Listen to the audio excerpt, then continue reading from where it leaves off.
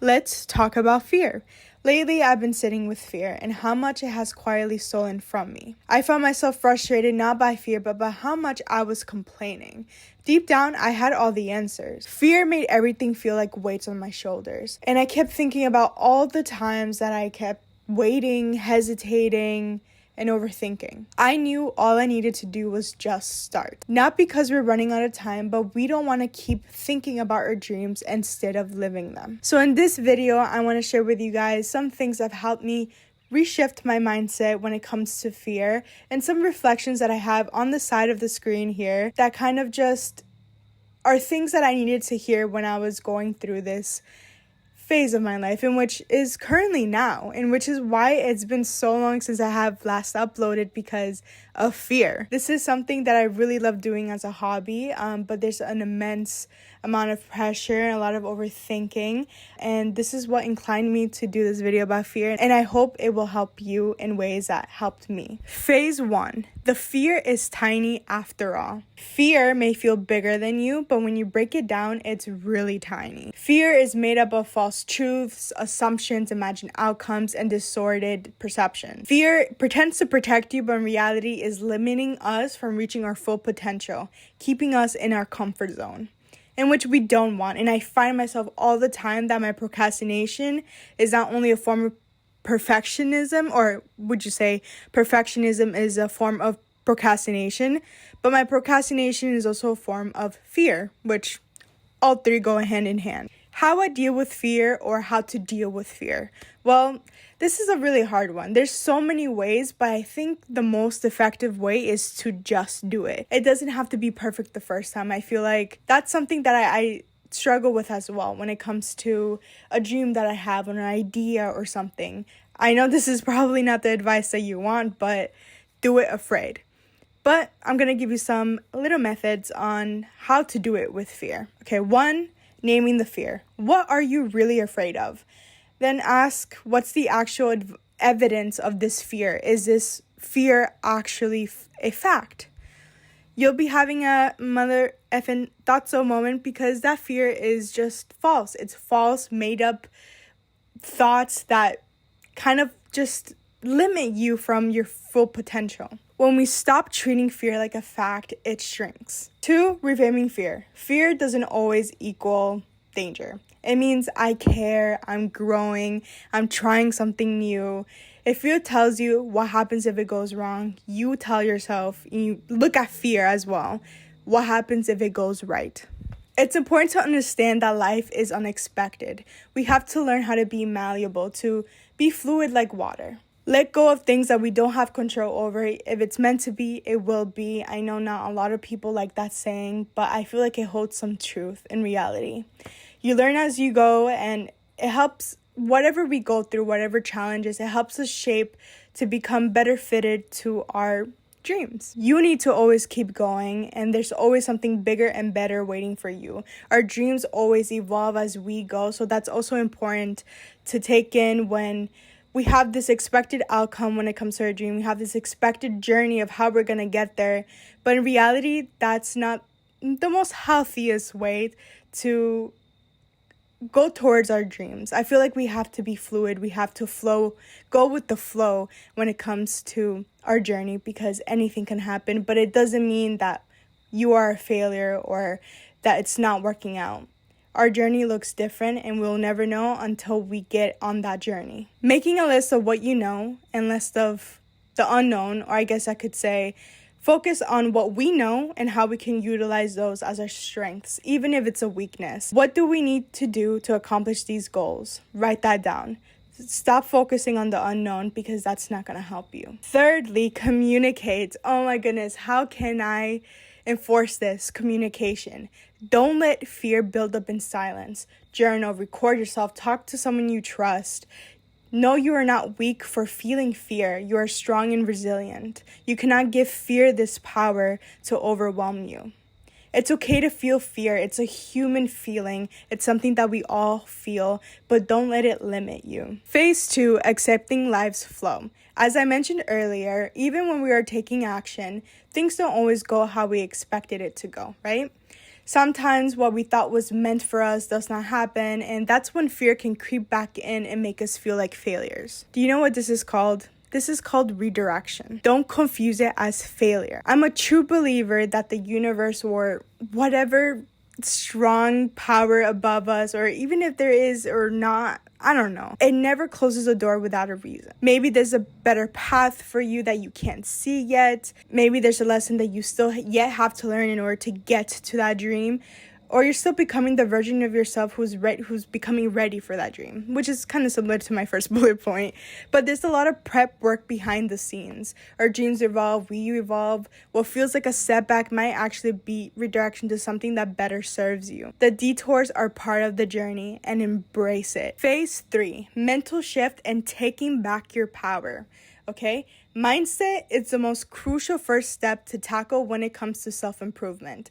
Remember that fear can only lead you if you let it. So don't let fear lead you. The universe always has your best interest. You have to walk with confidence that you are the most luckiest person in the world. You are the luckiest divine being. Believe and walk it with confidence. Speaking kindly to yourself is also very crucial to this mindset strengthening practice. I believe it was the rice experiment. Correct me if I'm wrong, but they had one bag of rice and a second bag of rice, or was it a plant? I don't quite remember, but it's the story that makes it very motivating. I forgot what it was, but I promise you I am not lying to you. But I feel like whoever conducted this experiment spoke kind words to exhibit A, the rice, bag A, and then to the second bag, exhibit B, they spoke negative words to it, plant or whatever it is. And they found that A grew more, or the rice bag didn't mold. They found with exhibit B, whether it's the rice or the plant, that the bag of rice molded and then the plant died. Always water yourself with positive energy, because if you keep feeding yourself and manifesting that negative energy to you, it's going to become your reality. So always speak positively about yourself, always, constantly. I know you probably seen this or heard this from other self-help videos, but looking in front of a mirror and saying positive affirmations really do help. And even if it's not in front of a mirror, it's good to always constantly remind yourself that you are these kind things. Because if you tell yourself they're not a lie. These kind things about yourself are not a lie. Know that you're resilient, you're strong, you're powerful. Every human being is, and we have this power of resilience. If you're constantly feeding yourself negative thoughts about yourself or just negativity, it's going to manifest and it's going to become your reality.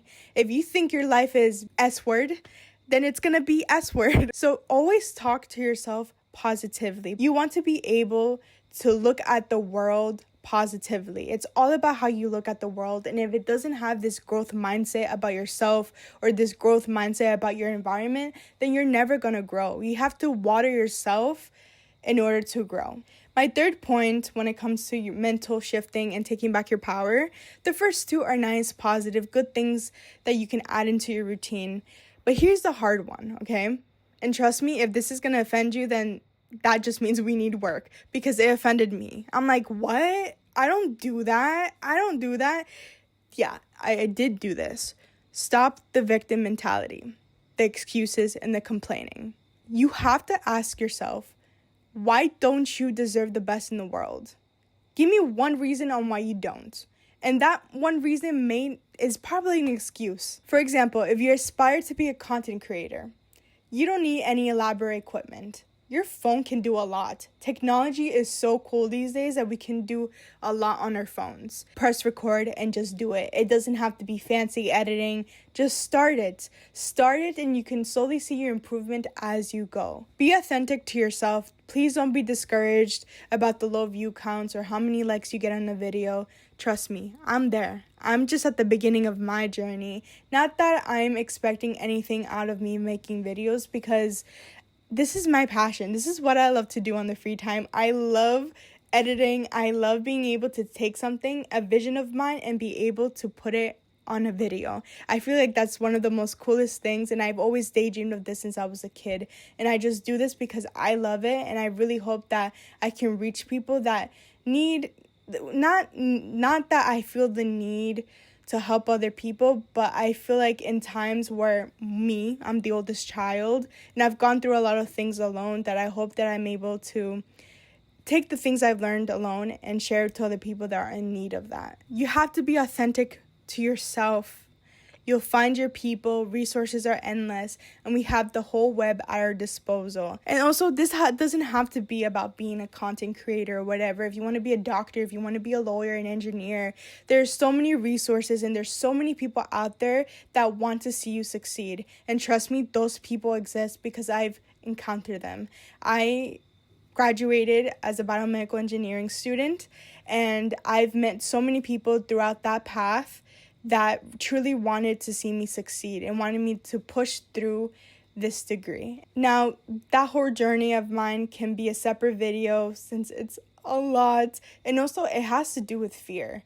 My imposter syndrome, being in those classes, being the only girl.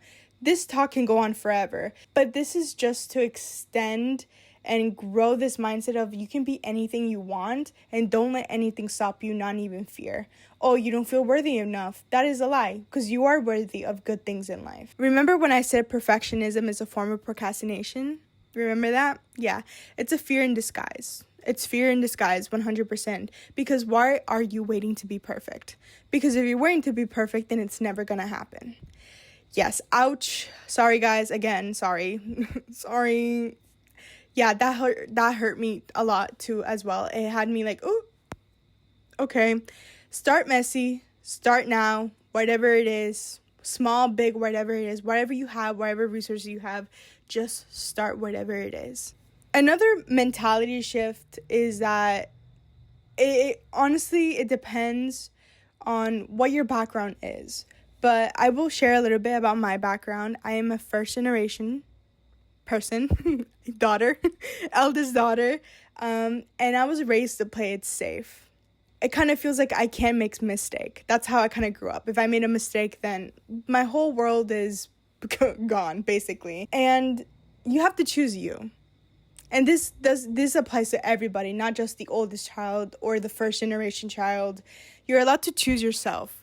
Because if you don't choose yourself, then how are you gonna carry people on your back when you are just starting? You're allowed to break cycles, and you're allowed to create a life that excites you, even if no one around you understands. This is part of the journey, guys. No one understands what this head of mine has. And now I will say that my head is it's a weird place. Not like that. Not weird like that. But I have really big imaginations and dreams that my family's like, okay, good luck.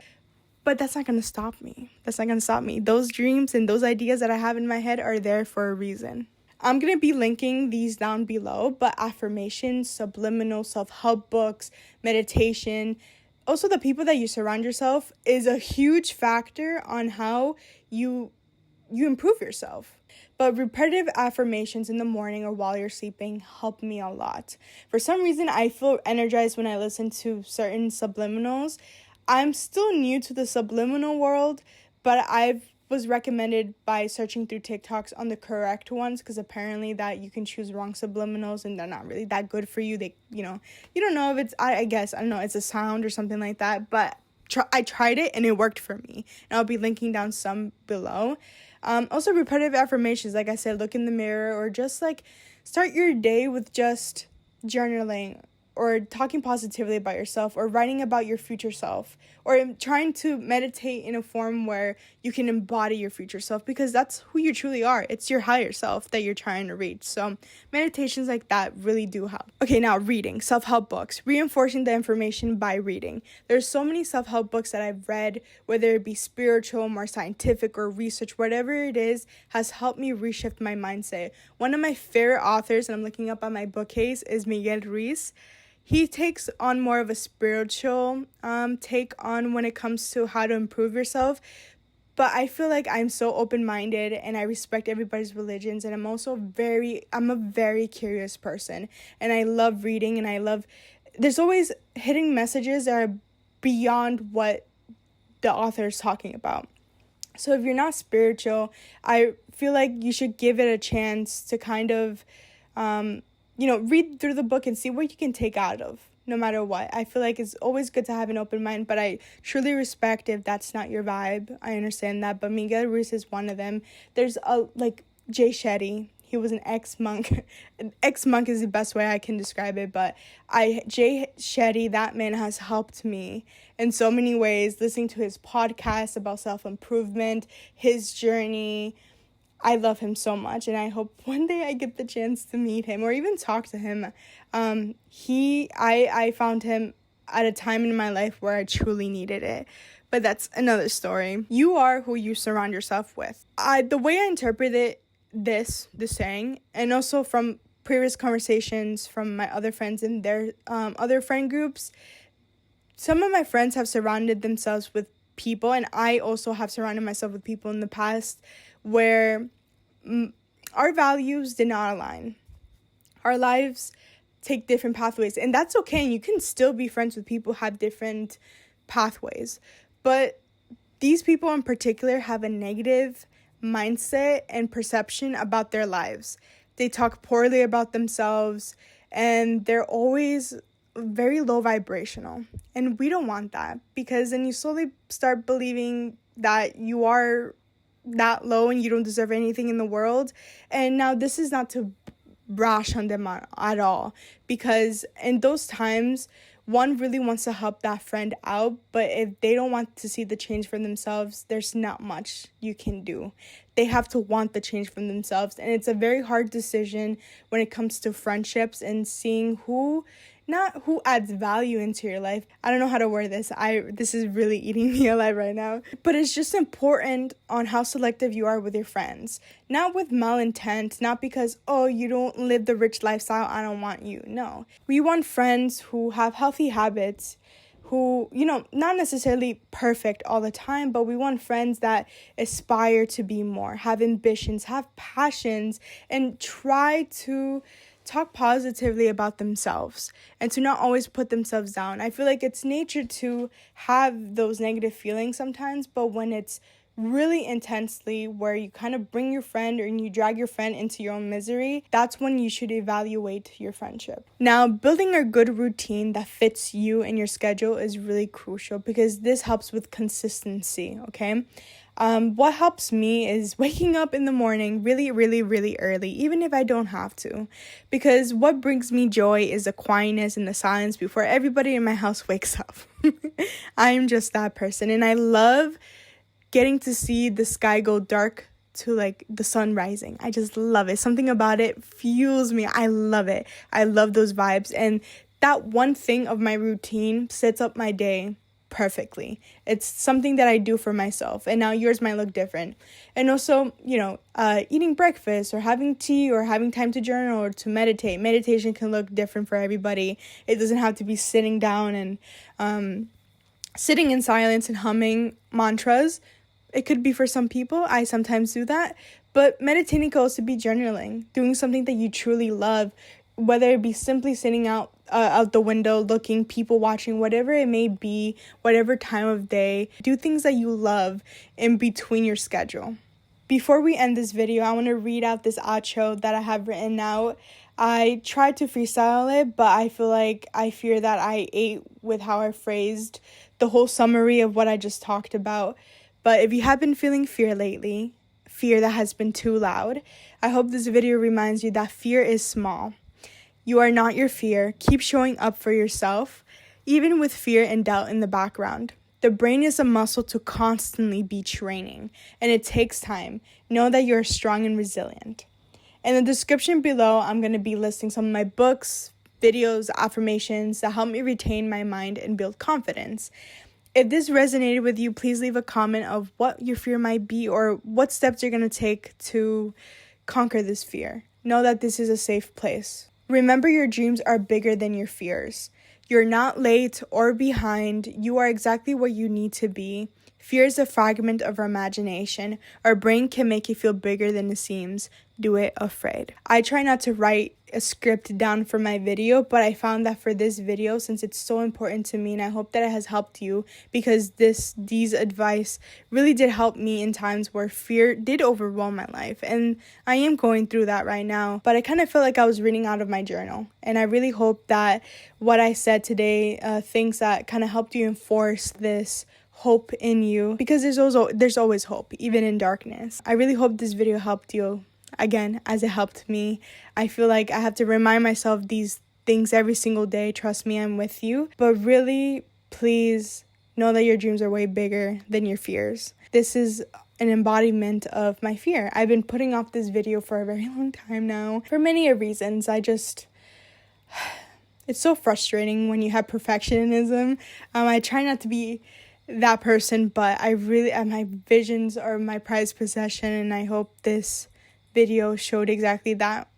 It might be imperfect, but it doesn't matter. Please let me know if you enjoyed this video, and I'll see you guys next time. Bye!